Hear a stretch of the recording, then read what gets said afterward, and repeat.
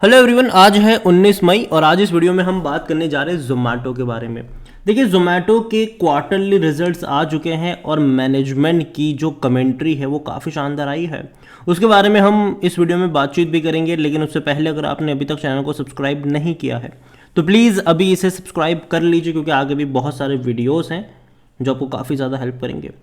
तो जोमेटो के शेयर में आज तेज़ी आई। एक्चुअली में देखा जाए तो जब मार्केट क्लोज होने वाला था तब एकदम से अच्छा शूटअप हमें यहाँ पर देखने को मिला। 64 रुपीज़ के आसपास शेयर ट्रेड कर रहा है। पिछले एक महीने में अगर हम देखें तो तेज़ी है 18 से 19% की, वो भी ऐसे हालातों में जहाँ पिछले एक महीने में अगर आप देखो तो ONDC को लेकर कई सारे आर्टिकल्स छपे हैं। ONDC बज़ में रहा है कि भैया एक बड़ा थ्रेट कह लो, कंपटीशन कह लो कि ONDC उभर कर आ सकता है जोमेटो के लिए, स्विगी के लिए। लेकिन फिर भी जोमेटो के शेयर प्राइस पर असर नहीं पड़ा। हालांकि 54 से 65 तक गया, बाद में थोड़ा सा करेक्शन भी आया, लेकिन वापस से धीरे धीरे भागना शुरू कर गया। और देखो, मैंने पहले भी कहा था कि अगर नतीजे अच्छे आते हैं तो चीज़ें टर्न अराउंड होगी। और देखो, ONDC की जहाँ तक मैं बात करूँ तो अगेन जोमेटो और स्विगी ने इससे पहले भी इससे बड़ी कंपटीशन फेस करी हुई है, तो मुझे नहीं लगता कि ONDC से कोई उतना बड़ा इम्पैक्ट पड़ेगा। हालांकि हाँ, थोड़ा बहुत असर ज़रूर पड़ेगा, लेकिन उतना बड़ा इम्पैक्ट मुझे नहीं लगता है कि पड़ेगा। लेकिन हाँ, जोमेटो का ये ज़रूर है कि भैया धीरे धीरे इनका प्रॉफिटेबल होना ज़रूरी है। Q4 के रिजल्ट्स की अगर हम बात करें तो लॉस हुआ है, लेकिन 188 करोड़ का हुआ है, जो कि मेरे हिसाब से खराब नहीं है ये। और रेवेन्यू में 70% का जंप आया है। यहाँ पर अगर हम बात करने जाए कंपनी को लेकर तो कंपनी का जो मार्च क्वार्टर का लॉस है वो 188 करोड़ का है, जो कम है क्योंकि पिछले साल इसी क्वार्टर में 360 करोड़ के आसपास का लॉस हुआ करता था। और सबसे बड़ी बात यह है कि EBITDA पॉजिटिव हो चुके हैं। देखिए, पिछले क्वार्टर में जब पेटीएम EBITDA पॉजिटिव हुए थे तो पेटीएम ने बड़ी छलांग लगाई थी। इस बार जोमेटो EBITDA पॉजिटिव हो चुके हैं। इनका रेवेन्यू भी देखो तो 2055 करोड़ के आसपास का रेवेन्यू रहा है। 70% का जंप आया है इनके रेवेन्यू में। पिछले साल इसी क्वार्टर में 1211 करोड़ का इनका रेवेन्यू था। यहाँ पर सबसे बड़ी बात है, company said it's business excluding quick commerce, मतलब ब्लिंकिट को छोड़कर, ठीक है, turn adjusted EBITDA positive in March quarter. और ये बड़ी बात है। Driven by the food delivery business generating 78 crore of EBITDA, Zomato added that it planned to get positive adjusted EBITDA and PAT on consolidated basis including quick commerce in the next 4 quarters. Company का ये कहना है कि इनका सारा business जो है, चाहे क्विक कॉमर्स वाला ब्लिंकिट की बात करें या फिर जोमेटो की बात करें, सब कुछ पॉजिटिव हो जाएगा आने वाले 4 क्वार्टर के अंदर। और ये बड़ी बात है। कंपनी के बारे में अगर हम बात करेंगे तो over the last 5 quarters we have improved our margin meaningfully while further strengthening our market position. देखो, पिछले कुछ टाइम में अगर आप देखो तो बड़े ले ऑफ्स हमने देखे। इवन स्विगी ने भी 380 जितने एम्प्लॉयज़ को निकाला था, लेकिन जोमेटो में अभी भी वो ले ऑफ्स नहीं आए हैं, जो कि अच्छी बात है। यहाँ पर अगर हम बात करें तो Zomato so the gross order value of its food delivery business shrink about 1% subsequently ₹6,569 crore in March quarter due to the industry wide slowdown and its exit from 225 cities in the previous quarter। तो देखो, जाहिर सी बात है, जिस शहरों में business नहीं चला था वहाँ से ये लोग एग्जिट कर चुके हैं, और ये बड़ी बात है, अच्छी बात है ये। यहाँ पर अगर देखो तो despite many saying ONDC is a threat to Zomato business, जो कंपनी के CEO है दीपेंद्र गोयल, उनका एक कहना है कि we welcome all innovations that could help the restaurant industry in India grow, will continue to watch ONDC progress and closely and learn from it. तो जाहिर सी बात है भैया, देखो, ONDC थ्रेट जरूर है, लेकिन फिर भी कंपनी उसके लिए प्रिपेयर्ड भी है। जोमेटो को लेकर एक बड़ी अपडेट यहाँ पर है कि जो कंपनी के CEO है, उनका स्टेटमेंट कि वो कॉन्फिडेंट है कि उनका पूरा बिजनेस, एंटायर बिजनेस है, वो प्रॉफिटेबल हो जाएगा आने वाले 4 क्वार्टर के अंदर। मतलब 1 साल मान के चलो कि पूरा का पूरा प्रॉफिटेबल हो जाएगा। जिनमें से अगर अब उन्होंने ये भी कहा कि I would rate our current confident level at 9 out of 10। How are we aiming to get there, उनका देखो कहना कि ये कैसे हम पहुंचेंगे वहां पर। तो increasing profit from food delivery business, second reducing loss in quick commerce, जो ब्लिंकिट का बिजनेस है वहाँ पे भैया लॉस ये लोग रिड्यूस करने वाले हैं आने वाले दौर में, और जो जोमेटो का प्रॉफिट है उसको बढ़ाने वाले हैं। बेहतर चीज़ है। लेकिन एक बड़ी चीज़ है जहाँ पर ये एंटर करने वाले हैं, और वो है होम सर्विस। और ये जोमेटो का कहना है कि planning to enter home service segment to compete Urban Company. और ये बड़ी बात है। अर्बन कंपनी में जैसे कि हम देखते हैं कि भैया जो अलग अलग सर्विसेज होते हैं, जैसे कि इलेक्ट्रिशियन अगर आपको चाहिए, आपको प्लम्बर चाहिए, या कोई भी तरीके से आपको शेविंग करनी है या फिर उसके लिए बार्बर वगैरह चाहिए, वो सब कुछ आपको मिल जाता है यहाँ पर। तो सेम चीज़ वो करने वाले हो, जो होम सर्विसेज हो गया, इनका मेन वहाँ पर घुसने का प्लान है।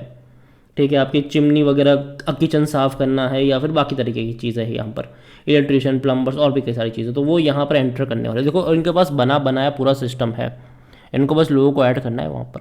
और अगेन रेवेन्यू बढ़ने के चांसेस वहाँ पर ज़्यादा है। और देखो ये वहीं पर लेकर आएंगे जहाँ पर बड़े शहरों में ये चलता है। ठीक है, अगर आप छोटे शहर में जाओगे बिल्कुल नहीं चलेगा ये, लेकिन जो बड़े शहर है जैसे कि बेंगलोर हो गया, मुंबई हो गया, दिल्ली हो गया, यहाँ पे चल सकते हैं ऐसे बिजनेसेस।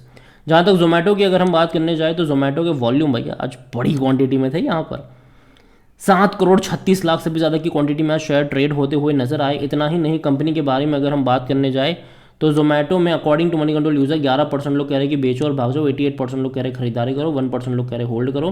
कंपनी में डेफिनेटली इनके रेवेन्यू में बढ़ोतरी हुई है। और अगर मैं आपको इनको क्वार्टर बेसिस पे समझाने की कोशिश करूँ तो आप देख सकते हैं कि रेवेन्यू लगातार बढ़े हैं। भले ही इन्होंने 225 शहरों से एग्जिट लिया, लेकिन उसके बावजूद इनका जो रेवेन्यू है वो लास्ट दिसंबर क्वार्टर से ज़्यादा रहा है। दिसंबर क्वार्टर में 1945 करोड़ का रेवेन्यू था, जो इस बार बढ़ के 2055 करोड़ के आसपास देखने को मिल रहा है। मतलब बढ़ा है इनका रेवेन्यू।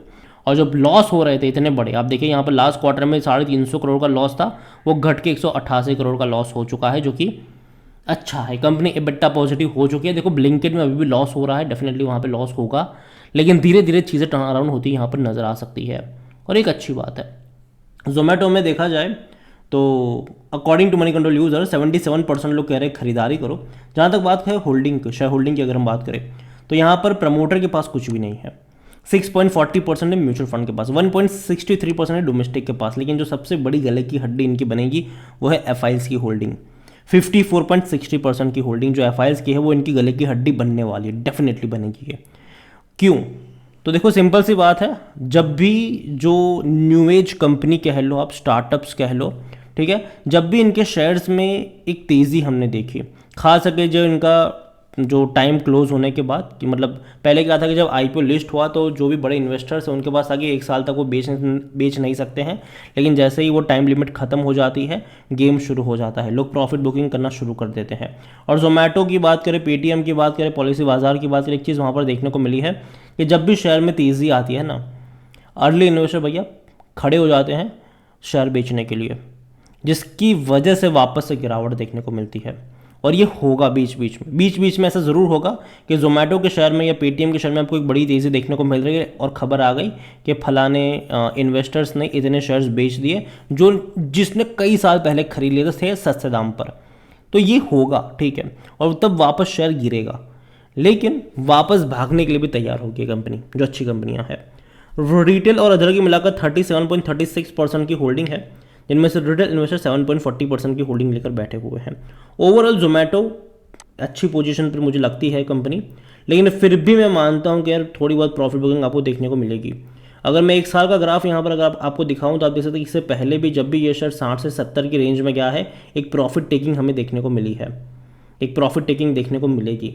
और जहाँ तक बात है खरीदारी की, मैं पहले ही बोल चुका हूँ, कई बार बोला है मैंने, जब ये मिल रहा था 45 से 50 के बीच में, कई सारे मेरे वीडियोज़ थे कि देखो यार 45 से 50 का लेवल मुझे पसंद है बाइंग के लिए, वहाँ पे जाए तो ख़रीद लेना, ये मैं कई बार बोल चुका हूँ और अभी भी मेरा वही स्टेटमेंट होगा। हालांकि 50 तक जाना मुश्किल है, लेकिन मैं अभी कहूँगा कि अगर 50 से 55 तक जाता है तो थोड़ी सी क्वांटिटी अगर आप चाहो तो ऐड कर सकते हो, बाद में इंतज़ार करो, अगर और फर्दर करेक्शन आता है तो ऐड करते चले जाओ लॉन्ग टर्म के लिए।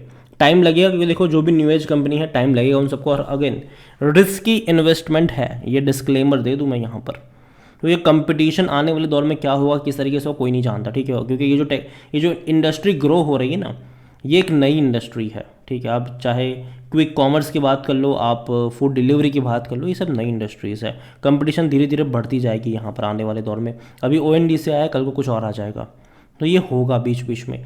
लेकिन मुझे लगता है कि जोमेटो एक वेल प्लेस्ड पोजीशन पर है, दिक्कत उतनी ज़्यादा इनको नहीं होनी चाहिए, और जब भी गिरेगा खरीदारी के मौके बीच में बनेंगे, लेकिन हाँ गिरावट आने पर बनेंगे, हाइस पर नहीं बनेंगे। 64 का लेवल मुझे पसंद नहीं है, लेकिन फिर भी मैं मानता हूँ कि अगर आपके पास है तो रखे रहो, क्योंकि रिजल्ट अच्छे आए तो हो सकता है कि अगले हफ्ते शायद थोड़ा बहुत आपको तेज़ी देखने को मिले।